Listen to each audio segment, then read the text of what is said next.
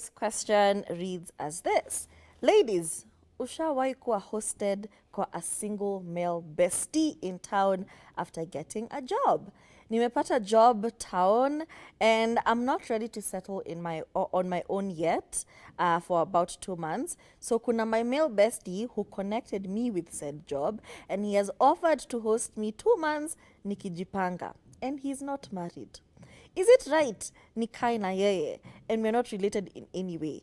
Please advise. I hate to say it, but girl, you need to grow up. You need to grow up. First of all, I feel like your attitude coming into this is a whole problem. Before, if it was genuinely him offering you a place to stay because he has connected with your job, if you looked at it from that perspective, you'd be able to have already established that boundary. But now you're so wishy-washy, you're like, gosh, he's a Single. man, he is single, he's not married. Your attitude is the problem here. He could have had very good intentions, by the way. But at the same time, I also understand your fear because men are men. So I feel have that boundaries conversation. Say what you want and what your expectations are.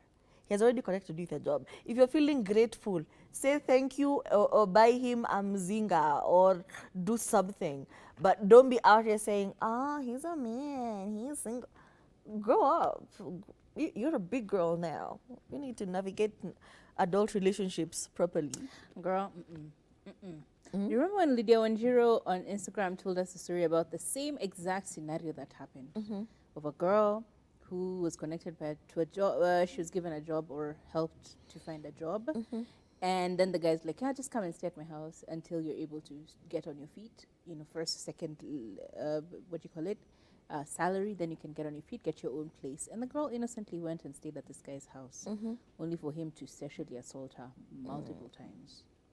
Multiple times, to the point where she physically couldn't go to hospital. And now she's going online to look for help. Can somebody please help me? Because she has no money. She was fully relying on this guy to take care of her until the point she started making a salary. And it did not look good. Look. Think about the times that we're in. That's where I'd go. Think about the times we're in. Women are marching because their children are being abducted.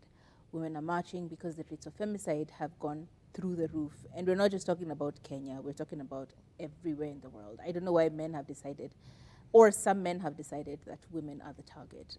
I don't understand it, but the rates of femicide throughout the world have become increasingly alarming. To the point where we had conversations about, would you rather meet a bear in the forest or a man? Meet a man? And the resounding response was bear all the time.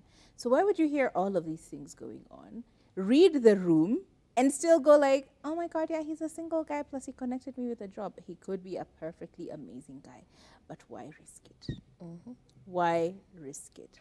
I honestly would rather rent out the cheapest bed sitter and stay there with no mattress, no nothing, sleeping on the floor, and then get your money up, and then move on. As in, accept the point you are in your life. And once you have that acceptance and you're okay with starting from the bottom, it will save you so much nonsense. Like, it will save you so much nonsense. Because, heck, he may be a really nice guy. But now you're at his house, you're feeling like, oh my God, yeah, I should probably like cook and clean and. As opposed to getting an apartment for like 2,000, 1,500, ukaya huko mpaka time yenye utaweza kujipanga. No one is asking you to do anything for them. You just have a clear mind. You wake up, you go to work, you come back home. I honestly feel like it's important for women, especially now in 2025, just be okay with starting from the bottom. Just be okay with meeting your needs where you are. Cutting your coat according to your cloth. It is that acceptance that will save us from so much nonsense, that will enable us to just be ourselves without having to depend on anyone. I honestly believe that is how I look at it and how I would look at it if I were in your position. Not because the man is a monster, no. Not because there's a chance that anything could happen, no. Simply because that's where you're at, so start where you're at. Just that simple. Anyway, those are our opinions.